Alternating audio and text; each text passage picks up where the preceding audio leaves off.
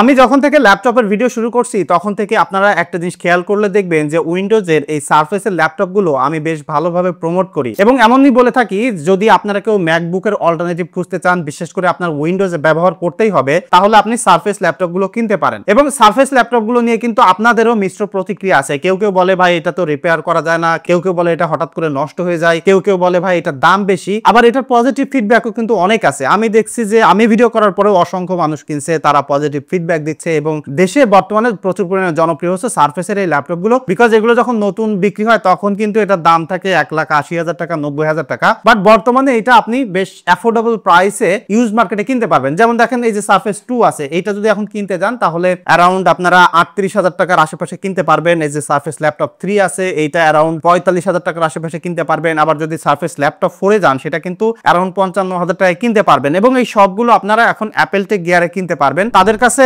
যখন আপনারা ভিডিও দেখতেছেন তখন হয়তোবা দাম কমেই যাইতে পারে, বেশি হইতে পারে, সো সেই ব্যাপারটা আপনারা একটু কথা বলে নেবেন। এবং এছাড়া অন্যান্য যে কোনো ব্র্যান্ডের ল্যাপটপ কিন্তু তাদের কাছ থেকে আপনারা নির্দ্বিধায় পারচেজ করতে পারেন। দে আর ট্রাস্টেড। আর যারা ঢাকার বাইরে আছেন নিশ্চিন্তে কুরিয়ার করেও তাদের কাছ থেকে প্রোডাক্ট নিতে পারেন। বিস্তারিত ভিডিও ডেসক্রিপশনে আমি দিয়ে দিচ্ছি। ইভেন বসুন্ধরা সিটিতে তাদের শোরুম আছে, যারা ভিজিট করে পারচেজ করতে চান তারা করতে পারেন। তবে যেটা পয়েন্ট ছিল সেটা হচ্ছে যে এত দামি ল্যাপটপগুলো এখন আপনারা এত কম দামে প্রিয়ন হিসেবে কিনতে পাচ্ছেন। তাহলে এখন আপনি কোনটা কিনবেন? সারফেস ল্যাপটপ 2 কিনবেন, 3 কিনবেন নাকি 4 কিনবেন? এবং আপনি কোন টাইপের ইউজার হলে আপনার জন্য কোনটা বেটার ফিট হবে এবং এই সারফেস ল্যাপটপে কোন জিনিসগুলো স্যাক্রিফাইস করতে হয়, কোন জিনিসগুলো বেটার পাবেন আদার যেসব ব্র্যান্ডের ল্যাপটপ আছে সেইগুলো থেকে, সেইটার একটা ক্লিয়ার গাইড পেয়ে যাবেন। তাহলে এখন সারফেস ল্যাপটপ 2, 3, 4 যে কোনো একটা কিনতে গেলে আপনার ডিসিশন নিতে সহজ হবে। আর বিশেষ করে এই তিনটা ল্যাপটপ নিয়ে আমি কেন কম্পেয়ার করতেছি তার কারণ হলো দেশের মার্কেটে মোটামুটি এই তিনটা ল্যাপটপই আপনারা অ্যাভেলেবেল দেখতে পাবেন, প্রচুর পরিমাণে মার্কেটিং করতেছে, বিক্রি করতেছে। আর এর আগের গুলো তেমন পাওয়া যায় না বা আমার মনে হয় যেগুলো কেনাও ঠিক না। আর সারফেস ল্যাপটপ 5 গুলো আছে যেগুলো অনেক বেশি দাম, যেগুলো এখনো অ্যাভেলেবেল পুরাতন মার্কেটে আসেনি। যে কারণে এই তিনটা ল্যাপটপ নিয়েই আমি আজকের একটা কম্পেয়ার ভিডিও আপনাদেরকে দেখাইতে যাচ্ছি। সো এই তিনটা ল্যাপটপের ডিজাইন আপনারা সিমিলার দেখতে পারবেন। লাইক আপনারা দেখতে পাচ্ছেন খুবই স্লিম এবং বেশ মিনিমালিস্টিক ডিজাইনের ল্যাপটপ। সারফেস ল্যাপটপগুলোর এটা একটা বিশেষত্ব অ্যাপেল ম্যাকবুকের সাথে, সেটা হচ্ছে যে আপনারা যদি প্রিমিয়াম আলট্রা বুক খোঁজেন তাহলে সারফেস ল্যাপটপগুলো সবার আগে থাকবে এক্সেপ্ট ম্যাকবুক। অ্যাপেলের ল্যাপটপ এখনো আসলে সারফেসের থেকে আগে আছে। তবে অ্যাপেলের পরে যদি কোনো প্রিমিয়াম ল্যাপটপের কথা বলেন তাহলে ডেফিনেটলি উইন্ডোজের সারফেস ল্যাপটপ। এবং অনেক মানুষ আছে যারা ম্যাকওএস পছন্দ করে না বাট ল্যাপটপ পছন্দ করে, এবং অনেক কাজকর্ম আছে, অনেক ধরনের সফটওয়্যার আছে যেটার জন্য আসলে উইন্ডোজ দরকার হয়। এখন যদি আপনি সারফেস ল্যাপটপ 2 কিনতে যান তাহলে এটার যে ডিজাইনটা আছে সেটা সিমিলার টু 3, 4 একই রকম, যেটা হাতে ধরলে আপনার 2, 3, 4 একই রকম মনে হবে। তবে এখানে আপনারা টাইপ সি পোর্ট পাচ্ছেন না, বাট এখানে একটা মিনি ডিসপ্লে পোর্ট পাচ্ছেন। যারা প্রচুর পরিমাণে ডিসপ্লে আউটপুট করেন, মাইক্রোসফটের ডকটা কিনতে চান না, আপনারা কনভার্টার কিনে নেন, তাহলে ইজিলি ডিসপ্লে আউটপুট করতে পারবেন। বিশেষ করে যাদের বিভিন্ন জায়গায় অফিসিয়ালি প্রজেক্টর আউটপুট করা লাগে তাদের জন্য কিন্তু এটা ঠিক আছে। আবার এখানে একটা ইউএসবি পোর্ট পাচ্ছেন, আর এই পাশে মাইক্রোসফটের ডক পোর্ট পাচ্ছেন যেটা দিয়ে আপনারা চার্জ করতে পারবেন আর চাইলে হাব লাগাইতে পারবেন। তো এখন এই ল্যাপটপটাতে কিন্তু ব্যবহার করা হয়েছে 8th জেনারেশনের প্রসেসর, যেটা হলো ইউ সিরিজের প্রসেসর, আর কোর i5 আছে। ইউ সিরিজের প্রসেসর হওয়ার কারণে হয় কি খুব বেশি পাওয়ারফুল হয় না, আপনারা জানেন যে এটা ক্লক স্পিড কম হয়ে থাকে। এখানে কিন্তু 4 কোর 8 থ্রেডই পাচ্ছেন। এটা মূলত আপনারা 8GB 256GB ভেরিয়েন্ট পাবেন, 16 256 পেতে পারেন বা বেশিও পাইতে পারেন। তো 16GB দাম একটু বেশি হয়ে যায়, যে জায়গায় আবার আপনারা সেই দামে সারফেস ল্যাপটপ 3 কিনতে পারবেন। আর 256GB ভেরিয়েন্টটা লুকস ভ্যালু ফর মানি। তবে এটা সবার জন্য না। লাইক যারা একটা ল্যাপটপ কিনতে চান super premium, durable build quality, ডিসপ্লেটা ভালো হইতে হবে। এটাতে কিন্তু 13.3 ইঞ্চির একটা ডিসপ্লে আছে। তবে এটার অ্যাসপেক্ট রেশিও এই সারফেস ল্যাপটপ 2, 3, 4 সবগুলোতে একই রকম, মানে 4:3 হওয়ার কারণে একটু স্কোয়ারিশ আছে। যারা অফিসিয়াল কাজকর্ম করেন, ডকুমেন্ট রিড করেন, ডিজাইনিং করেন, তাদের কিন্তু এই ডিসপ্লেটা দেখতে ভালো লাগবে। এবং এটা মাইক্রোসফটের এটা কাস্টমাইজ ডিসপ্লেটা অসাধারণ হয়ে থাকে। এবং এই প্রত্যেকটা ল্যাপটপে কিন্তু আপনারা টাচ স্ক্রিন কাজ করতে পারবেন। সো যারা অফিসিয়াল কাজকর্ম করেন, মাইক্রোসফট ডকুমেন্ট, ইমেইল আদান প্রদান করা, লাইক অফিসিয়াল কাজকর্ম, কোনো হেভি এডিটিং না, হালকা পাতলা হয়তো বা আপনি ফটোশপ একটু ইউজ করতে পারবেন, আপনি আরো লং টাইম ধরে ব্যবহার করতে পারবেন। এবং বিশেষ করে এইটাতে আপনারা কিন্তু বেশ ভালো ব্যাটারি ব্যাকআপ পেয়ে যাবেন, যেটা অন্যান্য ল্যাপটপ গুলো লাইক এই বাজেটে অন্যান্য ব্র্যান্ডের ল্যাপটপ যদি কেনেন তার থেকে এখানে বেটার ব্যাটারি ব্যাকআপ পাবেন। এবং মাইক্রোসফটের ল্যাপটপ গুলো যে কারণে অন্যান্য ল্যাপটপ থেকে আলাদা করে তার বেশ কয়েকটা কারণ আছে। তার মধ্যে এইটার একটা কারণ হলো অপটিমাইজেশন। বিশেষ করে উইন্ডোজের যে অপারেটিং সিস্টেম সেটা কিন্তু তাদের নিজেদের ল্যাপটপের সাথে, নিজেদের হার্ডওয়্যারের সাথে একটু বেটার অপটিমাইজ করতে পারে আপনি যদি আদার ল্যাপটপের সাথে কম্পেয়ার করেন। তবে যদি একটু বাজেট বাড়ান, লাইক 5-7 হাজার টাকা বাজেট বাড়ান, তাহলে কিন্তু আপনি সারফেস ল্যাপটপ 3 কিনতে পারবেন। 3 তে এসে যে ইমপ্রুভমেন্টটা ডিজাইনে আপনারা দেখতে পারবেন না, বাট ইমপ্রুভমেন্টটা মেইনলি পোর্টস এন্ড বাটনে দেখতে পারবেন। এই পাশে টাইপ সি পোর্ট আছে আর একটা ইউএসবি পোর্ট আছে। সো টাইপ সি থাকার কারণে আপনাকে আলাদা করে স্মার্টফোনের চার্জার বা এটার চার্জার ক্যারি করা লাগবে না। আপনার যদি 65 ওয়াটের বেশি একটা চার্জার থাকে,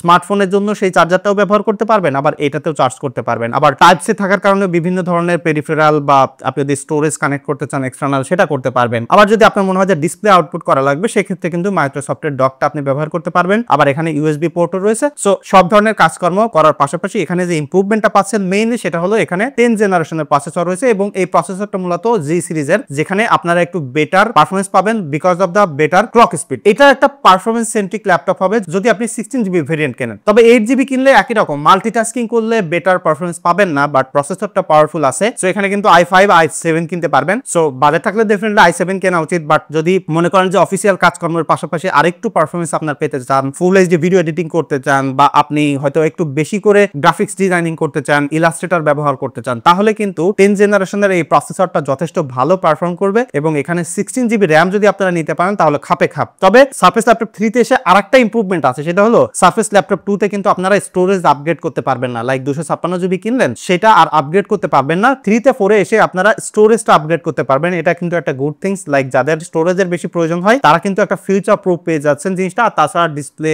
যে কিবোর্ড আছে, ট্র্যাকপ্যাড আছে, সবই ঠিকঠাক। তবে 3 তে এবং 4 এ এসে ট্র্যাকপ্যাডটা আরেকটু বিগার হয়েছে। তবে যদি আপনার মনে হয় যে আপনার বেস্ট অফ দ্য বেস্ট লাগবে এবং বেস্ট পারফরমেন্স লাগবে, বিশেষ করে আপনি হয়তোবা ভিডিও এডিটিং এর মতো কাজকর্মগুলোও করে ফেলতে চান বাজেট সেগমেন্টে, আবার সেই সাথে আলট্রা পোর্টেবল ল্যাপটপ হইতে হবে, তাহলে কিন্তু সারফেস ল্যাপটপ 4 এ যাইতে পারেন। কারণ সারফেস ল্যাপটপ 4 এ আপনারা 11 জেনারেশনের প্রসেসর পাবেন, যেটা অবশ্যই জি সিরিজের প্রসেসর, এবং ওখানে i5 পাবেন এবং i7 পাবেন। তো i7 এর 512GB যদি আপনারা নেন তাহলে কিন্তু 55 থেকে 60,000 টাকার মধ্যে কিনতে পাবেন। এবং এই বাজেটে এই ল্যাপটপটা সবথেকে বেশি প্রিমিয়াম এক্সপেরিয়েন্স দিবে, যে হিঞ্জ আছে, বিল্ড কোয়ালিটি আছে, ডিসপ্লে আছে, সব মিলিয়ে আমার মনে হয় যে this is the best on. আপনি যদি পোর্টেবিলিটির পাশাপাশি প্রিমিয়ামনেসের ব্যাপারটা লক্ষ্য করেন, এবং আমার মনে হয় যে এই ল্যাপটপগুলো আপনি যে কোনো জায়গায় যে আপনার কেনার দরকার নেই, আপনি জাস্ট দেখবেন, দেখলে আমার মনে হয় যে আপনার পছন্দ হয়ে যাবে, ধরলে ইউ উইল ফিল ইট যে this is the true premium laptop. উইন্ডোজের ল্যাপটপগুলোর একটা ধারণা পাল্টে দিয়েছে কিন্তু এই যে সারফেস ল্যাপটপগুলো।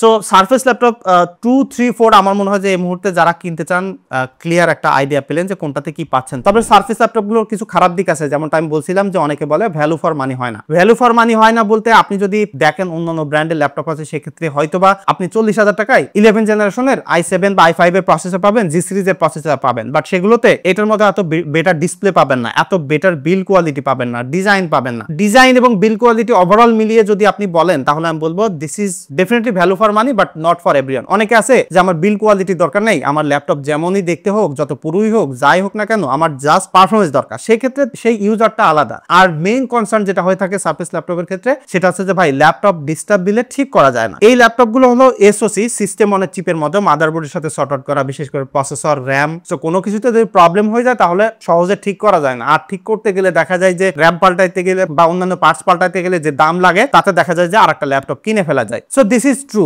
বাট আপনি যদি এখনকার মডার্ন জেনারেশনের মোস্ট অফ দ্য কোম্পানির ল্যাপটপ দেখেন, সবাই কম বেশি এরকম। এবং ম্যাকবুকের কথা তো বলবেন, ম্যাকবুক সে ডে 1 থেকে এরকম। সো ম্যাকবুকে যদি প্রবলেম না হয় তাহলে সারফেস ল্যাপটপে আপনি এই প্রবলেম কেন তুলবেন? এই রিস্কটা নিয়ে আপনাকে অবশ্যই কিনতে হবে। আর একটা জিনিস হচ্ছে অনেকে বলে যে হুটহাট করে নষ্ট হয়ে যায়। এই ব্যাপারটা আসলে আমি কোনো ভ্যালিড সোর্স পাইনি, বা আমার কাছে মনে হয় না যে হুটহাট করে নষ্ট হয়ে যায়। তবে হ্যাঁ, এমন হতে পারে যে কেউ কিনছে, তার কাছে হঠাৎ করে ল্যাপটপটা নষ্ট হয়ে গেছে। সো তার কাছে তো সারা জীবন এই পার্সপেক্টিভটাই থাকবে যে মাইক্রোসফটের ল্যাপটপটা হুট করে নষ্ট হয়ে যায়। আবার অনেকে আছে 3-4 বছর ধরে ব্যবহার করতেছে, তার কাছে কিছু হচ্ছে না, তাহলে তো সে আর এরকম বলবে না। এখন একই কথা বলতেছি যে ম্যাকবুকের পরে কোনো অল্টারনেটিভ ল্যাপটপ আপনি খুঁজতে চান, মানে অ্যাপেলের ইকোসিস্টেম থেকে বের হয়ে উইন্ডোজের অপারেটিং সিস্টেম দরকার, তাহলে আই স্টিল প্রিফার করি মাইক্রোসফট সারফেস ল্যাপটপ। আমার মনে হয় যে অনেকেই এই জিনিসটা খেয়াল করবেন, যারা বিশেষ করে দোকানে যে যদি ল্যাপটপ দেখেন তাহলে বুঝতে পারবেন। সো এটাই ছিল মূলত আমার থট সারফেস ল্যাপটপ 2, 3 এবং 4 নিয়ে। আপনাদের যদি কোনো মতামত থাকে বা আপনারা যদি কেউ সারফেস ল্যাপটপ ব্যবহার করেন, তাহলে আমার মনে হয় যে আপনাদের এক্সপিরিয়েন্স একটু কমেন্ট করে জানানো উচিত। তাহলে অন্যরা যারা কিনতে চাচ্ছে তাদের ডিসিশন নিতে সহজ হবে। আর এই মুহূর্তে যে কোনোটা কিনতে চাইলে অবশ্যই অ্যাপেল টেক গিয়ারে কন্ট্যাক্ট করতে পারেন। দে আর ট্রাস্টেড। দেখা হচ্ছে পরবর্তী ভিডিওতে। ধন্যবাদ সবাইকে।